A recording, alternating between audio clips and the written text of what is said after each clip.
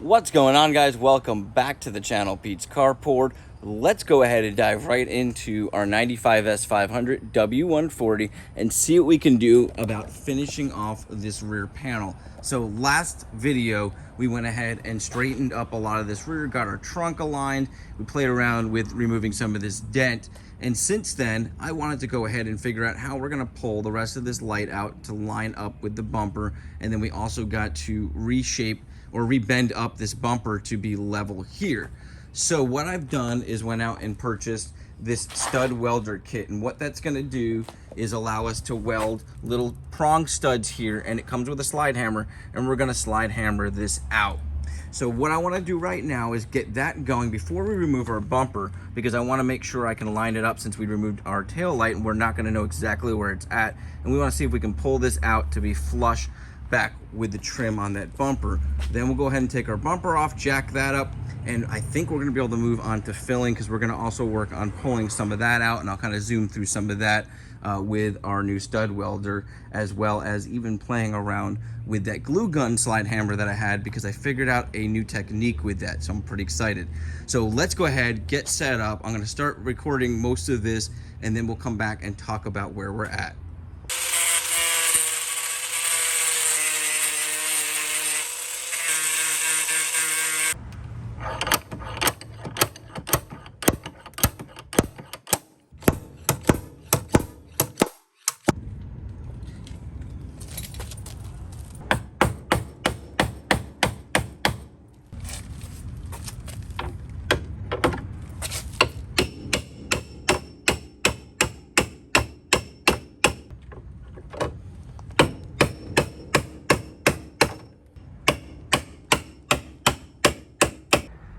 Well, guys, I went ahead and put the tail light in so we can take a look at our progress, and I am extremely satisfied with what it's done so far. Now, what I want to do is move on to this. So I'm going to grind down some of the areas that we want to pull out here, because this is where the bulk of the damage occurred and where a lot of the messed up parts that I tried to pull out were. So I want to see if we can fix up a lot of this so that we don't have to put too much filler in here. Let's get set up and take a look at it. All right, I went ahead and tacked in quite a few of the studs, and you can see how dented in this section is. I really feel like we're gonna be able to pull that out real nicely. So let's go ahead and start with that section, and then I'll kind of move down and we'll see the progress on that. Now, I went ahead and used mostly 2mm studs. I think I got one of the 3mm studs right in there. So that's a little bit deeper of a dent, so I wanted to try the heavier one there. So let's go ahead and try this out.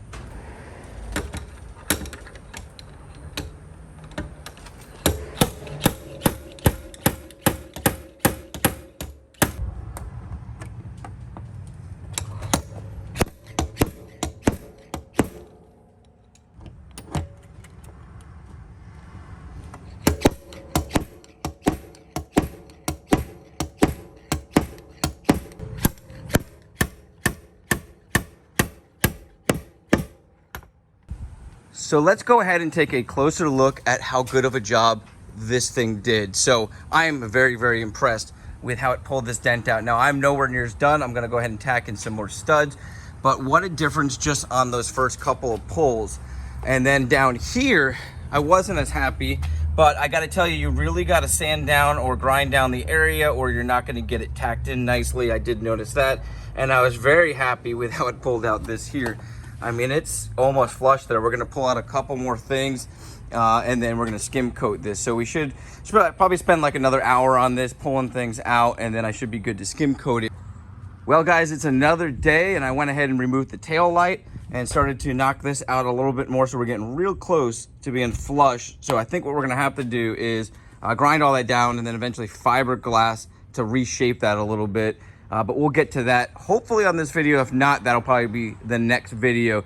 Right now, what I want to do is pull this bumper off and get this part pushed back up. So my idea is to jack it up. If that doesn't work, we may need to drill some new holes if this whole thing just got stretched. So let's go ahead and pull the bumper off and see where we got to go.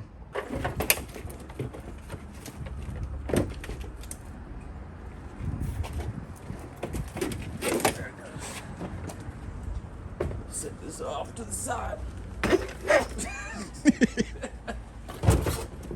Awkward moments. All right, so goal here is see if we can jack it up from here, get this to go back up, and if not, we could move the holes up.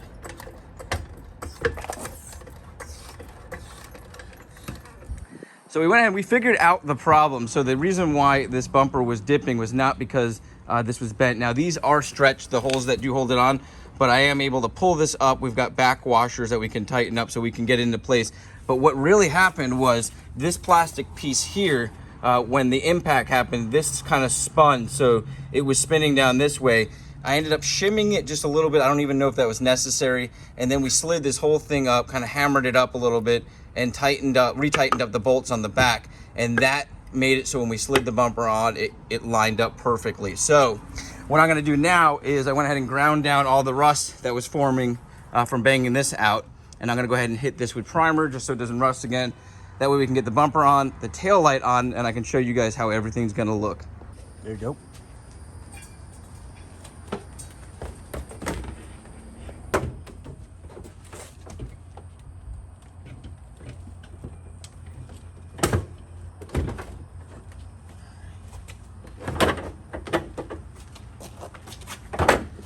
All right, so when we get this pulled up right here, you can see she's looking way better. Now, obviously, all this needs to be shaped now, so we're gonna have to fiberglass that, like I said. But night and day difference. So I'll get all this tacked up. We'll get the tail light in. I might now go ahead, grind all this down, and put our first coat of filler on there, sand that down. But everything is looking so good right now. I'm kind of getting blown away with the difference between the way it was earlier on this video and the way it's looking now. All right, let me go ahead and get all this put back together and fill you guys in.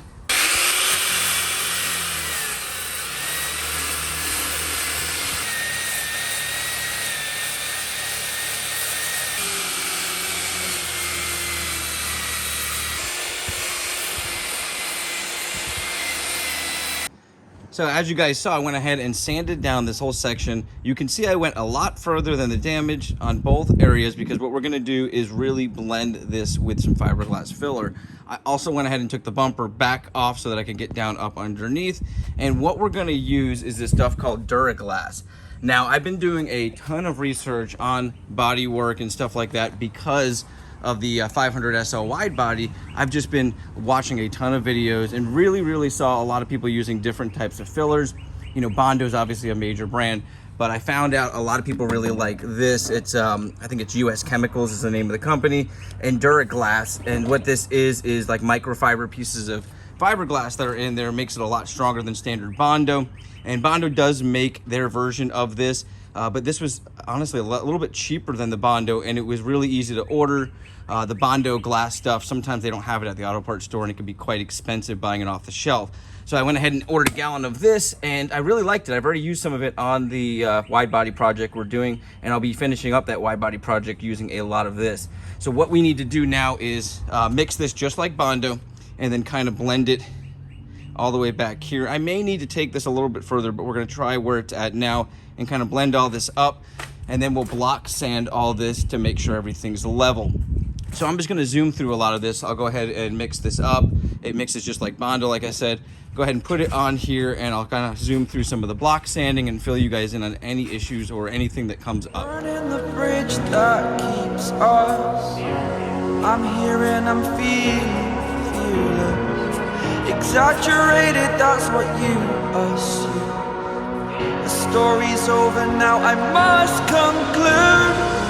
I am conflicted, watching where I step still, hanging in the balance. Not the life I want to live, I want to take it all. Standing tall, fear I weighed the person you are. Oh, break out, I've got to see. Spent all my life holding all of it closely. Well guys, it's another new day. Sorry it's a little windy out, but I want to cover a couple of things. As you can see, get the tail light back in.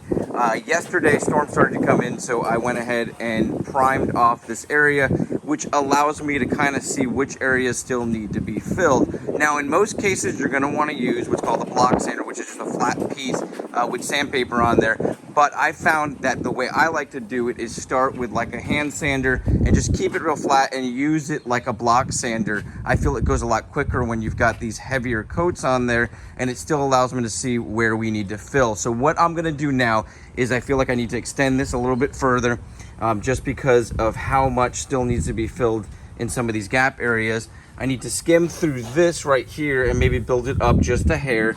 And then we definitely got to build up around the gas tank because there's some points that are just dipping in here, definitely along here. And then I started to come along here and realize we've got some that are dipping down. So we need to fill that, kind of come across.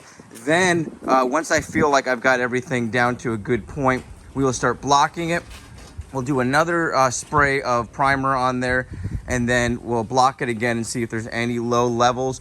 And then we'll do more of a final coat of a thinner Bondo type layer that'll go on there and fill in some of the pinholes, because we are using that fiberglass style filler, and that will cause slight pinholes just because it's not a super smooth texture. So that's just kind of the quick fill in. This is not a tutorial, but I figured if you guys are going to try this at home, you like the outcome of this, at least you kind of have an idea of which way to go. It's really just about doing it over and over again, finding what works best for you, but having a starting point is obviously a good way to do this. All right, guys, let's get set up and continue.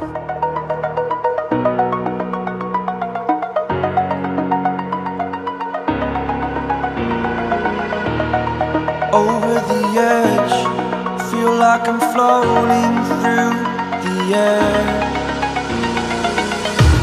The pain I felt is paid for, all is said and done.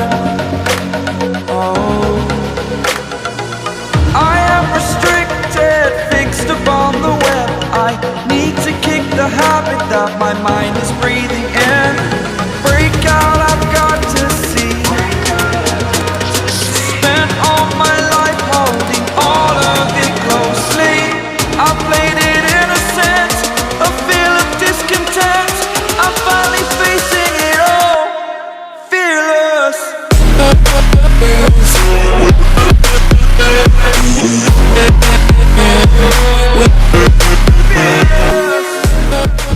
Well, guys, it's been a long day, actually a really long week of getting the car to where it's at now, but I could not be happier. I mean, look at the difference from when we started. Now, I cannot thank you guys enough for being there from the beginning of this car. So I started the channel with this car. I had one other W220 and a couple other cars, but this was my main vehicle, the one that you guys really enjoyed, and I held on to it. And I really thank you guys for supporting me after the wreck and now repairing it myself. And look what we've done, guys. This is amazing. Now, I've already went ahead and even adjusted this bumper a little bit more. And the next step we have, well, we have a lot more finishing sanding to do here and a lot more filling to do. Even though it looks really good right now, there is a lot more to do there. But one of the main things that still needs to be done is reshaping this. And what I'm gonna do is go ahead and fiberglass this, make a fiberglass mold, kind of a cap to go over that, and we're gonna do some filling on that, and I'll do that on the next video. So that should be the finalized video before we get this thing re-wrapped, and I'll do a lot of tweaking and stuff like that off camera because the trunk needs to be shifted a little bit, and I've been playing around with that. Other than that, the car is almost there, guys. So this is pretty damn amazing. We got the body pulled out, and a lot of people said it might not be able to be fixed, it'll never be the same. Well, it might never be the same, but this car means more to me than having it perfect. So once again, guys, my name's Pete. This is Pete's Carport. Thanks again for supporting the channel and being there from the beginning. Have a wonderful day.